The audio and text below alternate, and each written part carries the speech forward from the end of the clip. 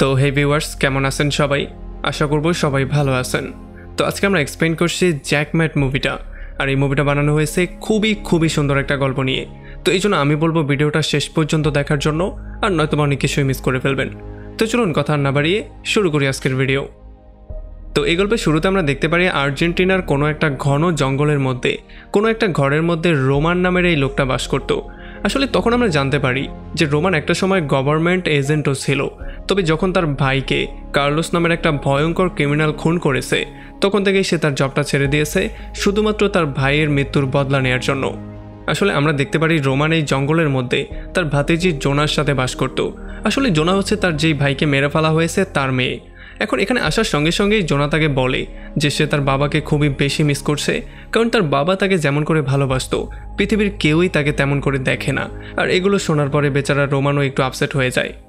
তো এরপরে পরদিন সকালবেলা যখন তারা দুজন মিলে চেস খেলছিল, তখনই হঠাৎ করেই তারা একটা শব্দ শুনতে পারে। আসলে যখন তারা সিসিটিভিতে চেক করে তখন তারা বুঝতে পারে কেউ একজন তাদের এদিকে আসছে। তখন রোমান জোনাকে জিজ্ঞেস করে যে তুমি কি তোমার কোনো ফ্রেন্ডকে বলেছিলে এই জায়গাটার কথা? তখন জোনা বলে যে না, আমি তো আমার কোনো ফ্রেন্ডকে বলিনি। আর এইটা শোনার পরে রোমান দ্রুত তার গানটা বের করে নেয়, কারণ সে খুবই অ্যালার্ট হয়েছিল। সে জানতো যে কেউ একজন তো এখানে আসছে যে কিনা তাদের ক্ষতি করতে চায়। তো এরপরে রোমান দ্রুত জোনাকে তার ঘরের মধ্যে যাওয়ার জন্য বলে, কারণ সে এটা খুব ভালো করেই জানতো যে কোনো একটা ঝামেলা তো হতে যাচ্ছেই। আর এটা বলার সঙ্গে সঙ্গেই তাদের উপরে কেউ একজন ফায়ার করা শুরু করে দেয়। আমরা দেখতে পারি কোনো রকমে তারা নিজেদের জীবনটা সেভ তো করে ফেলে, তবে তাদের উপরে এতগুলো গুলি করা হয়েছিল যে তারা কোনোভাবেই কুল কিনারা করতে পারছিল না। তারা কোন দিক দিয়ে যাবে আর কোন দিকে পালাবে সেটাই তারা বুঝে উঠতে পারছিল না। আর তখন আমরা জানতে পারি এখানে যারা আক্রমণ করেছে তারা এসেছে জোনাকে কিডন্যাপ করার জন্য। আর এই জন্য পরবর্তীতে রোমান এক এক করে তাদের সবাইকে ধরে আচ্ছা রকম ধোলাই করে তাদেরকে সেখানে শেষ করে দেয়। আর এরপর ফাইনালি যখন মন্টি নামের এই লোকটা, যে কিনা সেই গ্যাংস্টারের ডান হাত ছিল, সে রোমানের সাথে ফাইট করতে আসে, তখন প্রথমে সে তো রোমানকে আচ্ছা রকম ধোলাই করে।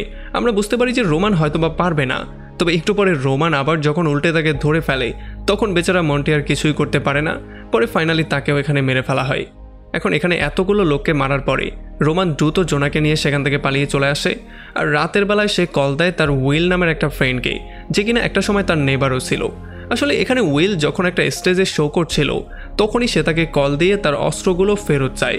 আর যেহেতু উইলের কাছে কোনো অপশন নেই, এই জন্য সেও রাজি হয়ে যায়। সে বলে যাচ্ছে ঠিক আছে, লোকেশনে চলে আসো আর তোমার অস্ত্রগুলো নিয়ে যাও। এরপরে যখন রোমান জেনাকে নিয়ে সেখানে চলে আসে, তখন সে উইলকে সমস্ত ব্যাপারটা বলে, তাদের উপরে কিভাবে আক্রমণ হয়েছে সেগুলোও সে বলে। আর এগুলো শোনার পরে উইল তাকে বলে যে আসলে তোমার অস্ত্রগুলো এখন আমি একটা সেফ জোনে লুকিয়ে ফেলেছি, সো সেটা এখন আমি বের করতে পারবো না। তবে হ্যাঁ, কালকে সকালবেলা তুমি এসে নিয়ে যেতে পারবে। এখন এগুলো শোনার পরে রোমান দ্রুত জেনাকে নিয়ে চলে আসে তার পুরনো একটা কলিগের বাসায়, যার নাম ছিল ন্যান্সি।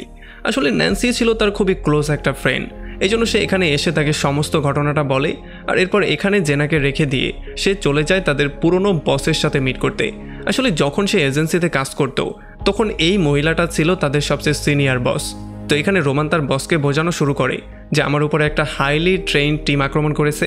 এখন তাদেরকে কোনো রকমে আমি মেরে তো ফেলেছি, তবে আমি এটা খুব ভালো করে জানি যে তাদেরকে যে আমার কাছে পাঠিয়েছে সে আবারও কোনো একটা টিম আমার কাছে পাঠাবে আমাকে মারার জন্য। সো প্লিজ, আমি চাই আমার পুরনো টিমটাকে এক জায়গায় করতে, যাতে করে এই টিমটাকে আমি অন্তত শেষ করতে পারি। আমার ভাইয়ের মৃত্যুর বদলাটাও আমি নিতে চাই। আসলে সে এই ব্যাপারগুলো তাকে এই জন্য বলছে কারণ এখানে এই লিডারের পারমিশন দরকার। কারণ যদি ভবিষ্যতে কোনো উল্টাপাল্টা কিছু হয়ে যায়, তাহলে সমস্ত ব্যাপারটা এই লিডারকেই কন্ট্রোল করতে হবে আর তার কাঁধের উপরেই সমস্ত দোষটা চাপবে। তবে ইন্টারেস্টিং ব্যাপার হচ্ছে এগুলো শোনার পরে এই লিডার এত সহজে রাজি হয়ে যায়, যেন সে রাজি হওয়ার জন্য কত আগে থেকেই বসেছিল, কবে রোমান এসে বলবে আর কবে সে রাজি হবে। তবে যাই হোক, এরপর যখন সে ন্যান্সির বাসায় আসে, তখন সে বুঝতে পারে এখানে কোনো একটা কাণ্ড হয়ে গেছে। এই জন্য সে খুবই লুকিয়ে লুকিয়ে যখন ভেতরে যায়, তখন সে দেখতে পারে সেই হাইলি ট্রেন লোকগুলো ন্যান্সিকে আচ্ছা রকম ধোলাই করে তার বুকের মধ্যে একটা গুলি করে তার ভাতিজি জেনাকে নিয়ে সেখান থেকে পালিয়ে গেছে। আর এটা দেখার পরে সে দ্রুত ন্যান্সিকে নিয়ে হসপিটালে চলে আসে, কারণ সে খুবই জঘন্য রকম করে আহত হয়েছিল। আর এরপরে যখন সে ন্যান্সিকে হসপিটালে দিয়ে আবারও তার বাসায় ব্যাক করে, তখন সে কম্পিউটারের মাধ্যমে শুরুতেই তার পুরনো টিমের সাথে যোগাযোগ করা শুরু করে। তো শুরুতেই সে কন্ট্যাক্ট করে রাজ নামের এই ইহুদি লোকটার সাথে, যে কিনা নামে তো ইহুদি মনে হচ্ছিল না। আর তাছাড়া সে তাদের টুপি পরে চার্চে কেন জানি বসেছিল। আসলে এটাই আমি বুঝতে পারলাম না, সে টুপি পরে চার্চে কী করছে। যাই হোক, যখন সে তার সাথে কথাবার্তা বলে আর তাকে আসতে বলে, তখন তার ওয়াইফ তাকে সরাসরি না করে দেয়। তবে আমরা দেখতে পারি রাজ এতটাই পাগল হয়েছিল মরার জন্য যে সে তার ওয়াইফের কথা পুরোপুরি ইগনোর করে দিয়ে সেখান থেকে দ্রুত পালিয়ে চলে আসে। তো এরপরে রোমান কন্ট্যাক্ট করে মেক্সিকোতে মালো নামের এই লোকটার সাথে। আসলে মালো ছিল একজন ভয়ঙ্কর রকমের বম ডিফিউজার। সে যে কোনো বম সেকেন্ডের মধ্যে ডিফিউজ করে দিতে পারত। আর যখন সে রোমানের কলটা পায় তখন রোমান তাকে বলে যে আমি এটা চাই যে অ্যাজ সুন অ্যাজ পসিবল তুমি আমাদের হেডকোয়ার্টারে আমার সাথে মিট করবে, কারণ খুবই গুরুত্বপূর্ণ একটা মিশনে আমাদেরকে যেতে হবে। আর এটা শোনার পরে মালো এক কথায় রাজি হয়ে যায়, কারণ রোমান হচ্ছে গিয়ে তার ভাইয়ের মতো, সো তার কথা সে না শুনে পারবেই না। আর একেবারে ফাইনালি সে সোফিয়া নামের এই মেয়েটার সাথে কন্ট্যাক্ট করে, যে কিনা ছিল একজন মার্শাল আর্ট এক্সপার্ট। আর তাছাড়া রোমানের তার উপরে একটু ক্রাশও ছিল, আর সেও তাদের সাথে মিট করার জন্য রাজি হয়ে যায়। মানে আমরা দেখতে পারি তারা তিনজনই এই মিশনটাতে জয়েন করার জন্য রাজি হয়ে যায়। আর তখন এদিকে আমরা দেখতে পারি জোনাকে, যাকে কিনা কার্লো কিডন্যাপ করে তার হেডকোয়ার্টারে নিয়ে এসেছে। এখানে কার্লো এসে তাকে নির্ভয় দিয়ে বলে যে এখন আমি তোমার চাচা রোমানকে কল দেব, আর যতক্ষণ পর্যন্ত সে আমার কমান্ডটা ফলো করবে ততক্ষণ পর্যন্ত তোমার কোনো ক্ষতি আমি করতে দিব না। আর এরপর সে রোমানকে যখন কল দেয় তখন আমরা দেখতে পারি রোমান হসপিটালে উইলের সাথে বসেছিল। তো প্রথমে সে তাকে ওয়ার্ডার দিয়ে বলে যাতে করে এখনই সে গিয়ে একটা ফিমেল নিউক্লিয়ার সায়েন্টিস্টকে কিডন্যাপ করে নিয়ে আসে, কারণ সে কার্লোর ইচ্ছা মতো তার পছন্দ মতো একটা নিউক্লিয়ার বোমা বানাবে। আর এরপর সে তাকে সমস্ত ডিটেলগুলো পাঠিয়ে দেয় সেই মহিলার, আর সে বলে যে দ্রুত তাকে গিয়ে কিডন্যাপ করে নিয়ে আসতে। আর সে তাকে থ্রেট করে এটাও বলে যে যদি তুমি 19-20 কিছু একটা করার ট্রাই করো তাহলে তোমার ভাতিজিকে আর তুমি দেখতে পাবে না, তাকে আমি এখানেই শেষ করে দেব। তো এরপরে পরদিন সকালবেলা তার পুরো টিমটা এখানে চলে আসে তার সঙ্গে মিট করার জন্য, যেখানে সে সোফিয়াকে খুবই ভালো করে ওয়েলকাম করে। আর এরপর তাদের সবাইকে একটা প্লেনের মধ্যে বসিয়ে সে সেই নিউক্লিয়ার সায়েন্টিস্টের লোকেশনের দিকে নিয়ে যাওয়ার ট্রাই করে। আর এখানে একটা মিটিংয়ের মধ্যে সে তাদের সবাইকে বলে দেয় যে আসলে কার্লো তার ভাতিজি জেনাকে কিডন্যাপ করে নিয়ে গিয়েছে, যে কিনা একটা সময় তার ভাইকেও খুন করেছিল।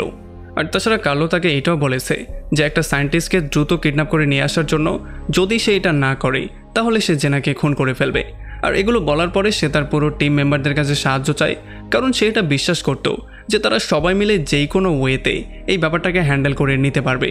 তো এখানে সে প্ল্যানিং করেছে সে সায়েন্টিস্টকে কিডন্যাপ তো করবে, তবে সে কোনোভাবেই সায়েন্টিস্টকে কার্লোর হাতে দিবে না, বরং সায়েন্টিস্টকে একটা টোপ হিসেবে ইউজ করে সে ফাইনালি কার্লোকে ধরে ফেলবে। আর এগুলো শোনার পরে ফাইনালি তার পুরো টিম তাকে সাহায্য করতে রাজি হয়ে যায়।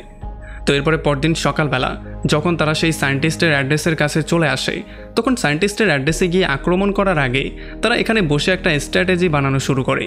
আর এখানে লম্বা একটা ডিসকাশনের পরে ফাইনালি তারা সিদ্ধান্ত নেয় যে রোমান আর সোফিয়া এখানের এমপ্লয় হয়ে গিয়ে সেই সায়েন্টিস্টকে কিডন্যাপ করে নিয়ে আসবে, যেখানে কিনা মার্লো বাইরে থেকে সমস্ত ব্যাপারগুলোকে পর্যবেক্ষণ করবে। আর অন্যদিকে রাজ আর উইল গাড়ির মধ্যে বসে সমস্ত সিসি ক্যামেরাগুলোকে হ্যাক করে সেগুলোর সমস্ত ইনফরমেশন দিয়ে রোমান আর সোফিয়াকে গাইড করবে।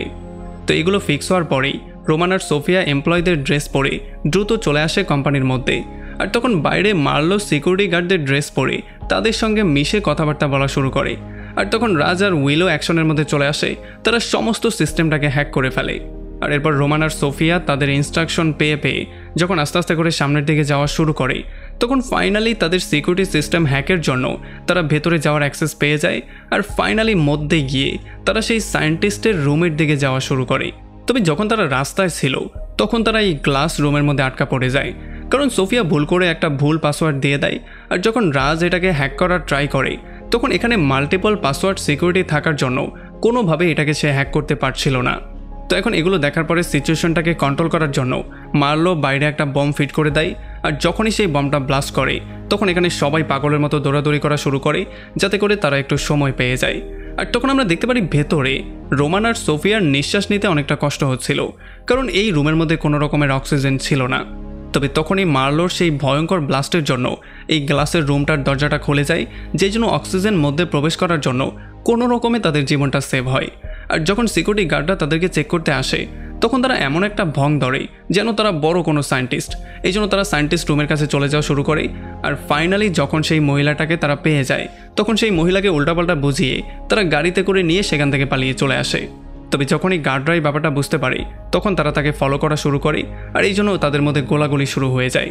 আমরা দেখতে পারি রোমান প্রথমে তাদের উপরে গুলি করলেও কোনোভাবেই তাদেরকে শেষ করতে পারছিল না, আর এই জন্য মার্লো একটা বম্বের ব্লাস্টিং করে এখানে ফাইনালি তাদেরকে শেষ করে দিয়ে তাদের থেকে নিজেদের পিছু ছড়িয়ে নেয়। তো এরপরে যখন তারা সায়েন্টিস্টকে তাদের আস্তানায় নিয়ে আসে তখন এই সায়েন্টিস্ট প্রচণ্ড ভয়ের মধ্যে ছিল। আর সে রোমানকে জিজ্ঞেসও করে যে আসলে তোমরা আমার সাথে কি করতে যাচ্ছ। তবে তখন রোমান তাকে বুঝিয়ে বলে যে প্লিজ আপনি এত বেশি ঘাবড়াবেন না, কারণ আপনার কোনো ক্ষতি আমরা হতে দিব না, উল্টো আমরা আপনার প্রোটেকশন দিচ্ছি। কারণ কার্লো নামের একটা গ্যাংস্টার আপনাকে কিডন্যাপ করার জন্য আমাদেরকে অর্ডার দিয়েছিল। আর তাছাড়া সে এইটাও বলে দেয় যে কার্লো আমার ভাতিজিকে কিডন্যাপ করে নিয়ে গিয়েছে, যাকে কিনা আপনার বদলে আমাকে দিবে বলেছে। তবে আমরা এই কাজটা করতে যাচ্ছি না, আমরা উল্টো কার্লোকেই ধরতে যাচ্ছি। আর যখন তারা এই সমস্ত প্ল্যানিংগুলো করছিল তখনই রোমানের কাছে কার্লো কল দেয় আর সে তাকে বলে কংগ্রাচুলেশন, তুমি যেহেতু সায়েন্টিস্টকে কিডন্যাপ করতে সফলই হয়ে গেছো, তাহলে চলো এখন একটা এক্সচেঞ্জ অফার দেওয়া যাক, তোমার ভাতিজির বদলে তুমি সায়েন্টিস্টকে দিবে। আর এটা শোনার সঙ্গে সঙ্গে রোমানও রাজি হয়ে যায়, কারণ সে এইটাই চাইছিল। আর ফাইনালি তারা একটা মিটিং ফিক্স করে একটা ব্রিজের উপরে, যেই ব্রিজটা কিনা ছিল শহরের একেবারে মাঝখানে। তো এখন ফাইনালি সেখানে যাওয়ার আগে তারা সবাই মিলে একটা প্ল্যানিং করে যে এখানে শুধুমাত্র রোমান একা গিয়ে তার সঙ্গে মিট করবে, আর তার যেই বাকি টিম মেম্বাররা আছে তারা সবাই তাকে দূর থেকে মনিটর করবে। আর তাছাড়া তারা প্ল্যানিং করে তারা সায়েন্টিস্টকেও সেখানে নিয়ে যাবে না, কারণ রোমানের এখানে একমাত্র উদ্দেশ্য হচ্ছে যেই কোনো মূল্যে কার্লোকে ফাঁসিয়ে একটা সার্টেন লোকেশনে নিয়ে যাওয়া। তো এরপরে যখনই রোমান সেখান থেকে বেরিয়ে চলে যায় তখন তার সমস্ত টিম মেম্বার হেডকোয়ার্টারে তার জন্য ওয়েট করছিল। তবে এর মধ্যেই হ্যাকার মানে সেই রাজ নামের লোকটা কোনো রকমের জর্নাল লোকেশনটাকে ট্রেস করে ফেলে, যে কিনা একটা খালি বিল্ডিংয়ের মধ্যে ছিল।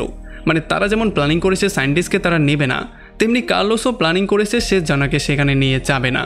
তবে এই হ্যাকার কী করে জর্নাল লোকেশনটা বের করলো সেটা আমরা একটু পরে জানছি। তো যাই হোক, এখন রাজ মার্লো আর ন্যান্সিকে নিয়ে কোনো রকমে চলে যায় তাকে সেভ করে নিয়ে আসার জন্য। আর তখন হেডকোয়ার্টারের মধ্যে সেই সায়েন্টিস্টকে সোফিয়া আর উইল গার্ড দিচ্ছিল। আর একটু পরে যখন রোমান সেই ব্রিজের উপরে চলে আসে তখন সে কার্লোর সাথে মিট করতে আসলেও উল্টো কার্লো তাকে কল দিয়ে বলে যে তুমি যেই চালাকি করে আমাকে জালের মধ্যে ফাঁসানোর ট্রাই করছো সেটা না করাটাই তোমার জন্য বেস্ট হবে, কারণ তুমি নিজেই এখন একটা জালের মধ্যে ফেসে গেছো। কিন্তু কিভাবে? আসলে কার্লো জালটা পেতেছিল এমন করেই। অন্যদিকে যখন রাজ আর ন্যান্সি সেই রুমটার মধ্যে জানাকে সেভ করতে গিয়েছিল তখন তাদের মনে হয়েছিল হয়তোবা তারা জানাকে সেভ করে এখান থেকে নিয়ে যাবে আর ওই দিক দিয়ে কার্লোকেও ধরে ফেলবে। তবে যখন তারা রুমের মধ্যে যায় তখন তারা বুঝতে পারে এটা ছিল কার্লোর একটা শুধুমাত্র ফাঁদ। আর এই ব্যাপারটা জানার পরে দ্রুত রোমান হেডকোয়ার্টারে সবার সাথে কন্ট্যাক্ট করা শুরু করে আর তাদের সবাইকে সেখান থেকে পালিয়ে যাওয়ার জন্য বলে, কারণ যেই কোনো সময় কার্লোর লোকজন হেডকোয়ার্টারের মধ্যে আক্রমণ করতে পারে। তবে এরপরে যখনই রোমান দ্রুত হেডকোয়ার্টারে ব্যাক করে ততক্ষণে সে দেখতে পারে সেই লোকগুলো উইলকে এসে আচ্ছা রকম ধোলাই করে আহত করে দিয়ে চলে গেছে। তবে সৌভাগ্যবশত ন্যান্সি আর সেই মহিলাটা ভেন্টিলেশনের মধ্যে লুকিয়ে কোনো রকমে সেভ হয়ে গেছে। তো এখন যেহেতু সায়েন্টিস্ট কোনো রকমে সেভ হয়ে গেছে এই জন্য তারা ফাইনালি সিদ্ধান্ত নেয় তারা অন্য একটা হেডকোয়ার্টারে শিফট করবে, যেটা কিনা একটা জাহাজের মধ্যে ছিল। আর এখানে এসে তারা অনেক বেশি চিন্তা করাও শুরু করে, অনেক বেশি প্ল্যানিংও করা শুরু করে, কারণ তাদের এখন একটাই মিশন, যেই কোনো মূল্যে কার্লোর হাত থেকে তার ভাতিজিকে সেভ করে নিয়ে আসা। তবে এর মধ্যেই কার্লো আবারও রোমানের সাথে কন্ট্যাক্ট করে আর এইবার সে তাকে থ্রেট করে বলে যে যদি তুমি সেই সায়েন্টিস্টকে আমার হাতে তুলে না দাও তাহলে এখনই আমি তোমার ভাতিজিকে শেষ করে দেব। আর এটা শোনার পরে রোমানও কোনো রকমে রাজি হয়ে যায়।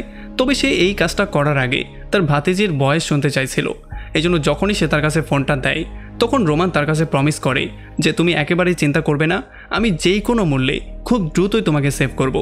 তো এখন এই সমস্ত ব্যাপারগুলো শোনার পরে ফাইনালি রোমান আরও একবার তার প্ল্যানিংটা চেঞ্জ করে। এবার সে গিয়ে তার পুরো টিমকে বলে যে এখন আমরা কার্লোর কাছে সায়েন্টিস্টকে হ্যান্ডওভার করে দিব। তবে হ্যাঁ, আসল সায়েন্টিস্টকে তো অবশ্যই দিব না, আমরা নকল সায়েন্টিস্টকে দিব। আর সেই নকল সায়েন্টিস্ট হবে সোফিয়া। আর যতক্ষণ এই পুরো মিশনটা চলবে ততক্ষণ রাজ এই আসল সায়েন্টিস্টকে এখানে থেকে গার্ড করবে।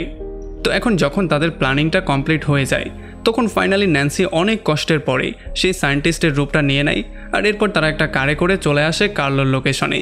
তবে এই গাড়ির ডিকির মধ্যে করে তারা মার্লো আর রোমানকেও লুকিয়ে নিয়ে এসেছিল, যারা কিনা যখনই গাড়িটা চলে যায় তখন বাইরে বেরিয়ে ব্যাক এন্ট্রির সাহায্যে ভেতরেও চলে আসে। আর যখনই তারা একটু উপরের দিকে যায় তখনই কার্লোর লোকজন তাদের উপর আক্রমণ করা শুরু করে। আর যখনই তারা সেভ করার জন্য গোলাগুলি শুরু করে দেয় তখনই সে রাজকে কমান্ড দিয়ে বলে যে দ্রুত সমস্ত ইলেকট্রিসিটি বন্ধ করে দাও, যাতে করে কেউ আমাদের দেখতে না পারে। আর যখনই সমস্ত ইলেকট্রিসিটি বন্ধ হয়ে যায় তখনই কার্লো বুঝতে পারে যে কোনো একটা সমস্যা তো হয়েছে, এই জন্য সে জানাকে নিয়ে দ্রুত রুফটপে যাওয়ার সিদ্ধান্ত নেয়।